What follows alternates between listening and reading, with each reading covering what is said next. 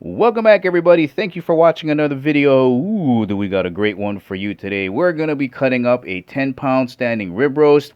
Going to portion it off for a roast and a couple of steaks. And we're going to be using the Mercer BPX 10-inch breaking knife.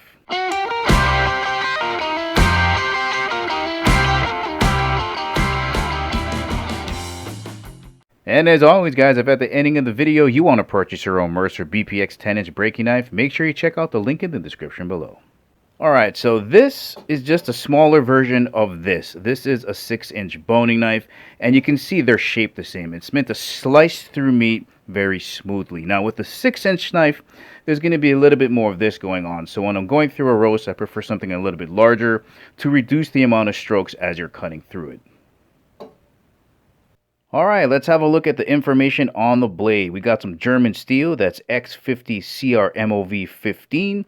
And all you gotta know, that's high carbon stainless steel, so it's gonna be very easy to take care of, very easy to sharpen. It's got 15% chromium in it, so it's gonna be extremely corrosion resistant. And the last logo you want to look at is toward the grip there, the NSF with the circle on it. That stands for National Sanitation Foundation. So we know it's been tested by the NSF to either meet or exceed their standards in cleanability, sanitation, and food protection.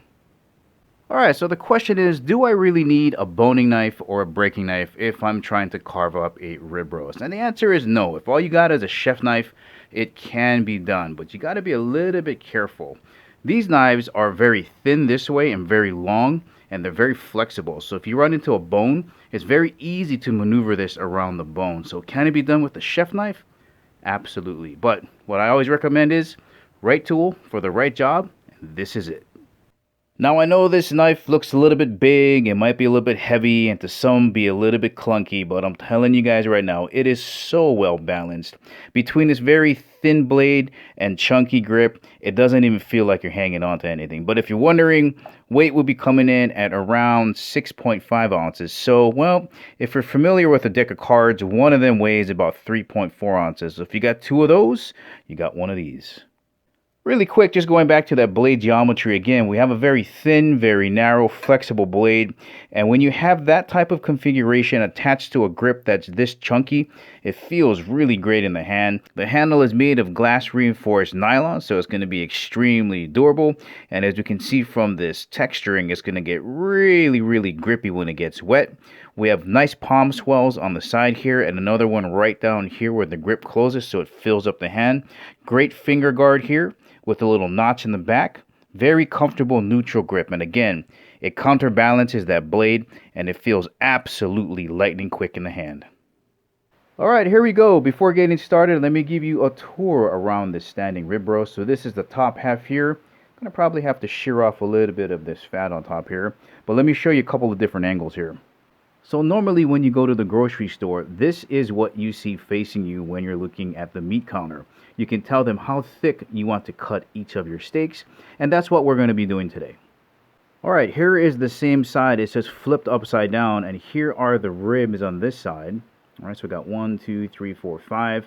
I'm going to be coming right down here, and then we're going to make steaks from this half, and this half we're going to leave for a roast. Alright, let me show you what the challenge is with this specific cut of rib roast here. So we can see we got plenty of space here to get our knife in between. And that's what boning knives and breaking knives are very good at doing, is bending. However, this one has very limited room in between some of these ribs here. So I'm going to have to get in there, bend it, and somehow find a way through it. Got enough room on this side, but this side is the side that's going to be the roast. So hopefully I can sneak my knife blade in between those. Let's give it a go. Alright, the plan is to come right here, hopefully miss that bone, and right down into the cartilage and right down in here. Alright, let's give this a go here. See what I can do about sliding it like right in between there.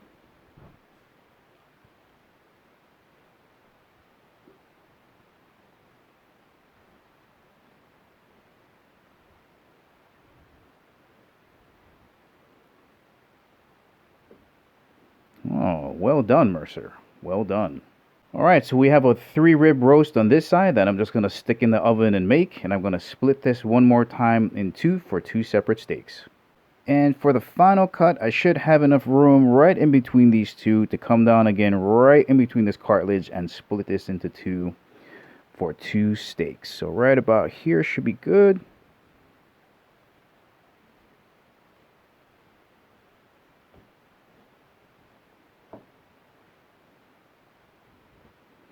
And those are 2 chunky steaks. Look at that. Woo. Come and get it. Well, alright guys, this has been your up close and personal look at the Mercer BPX 10-inch breaking knife. If you're trying to break down a standing rib roast, this is the knife for you. Well, alright guys, this is the ending of the video. Remember, if you want to purchase this knife, make sure you check out the link in the description below. Thank you for watching. I'll catch you in the next video.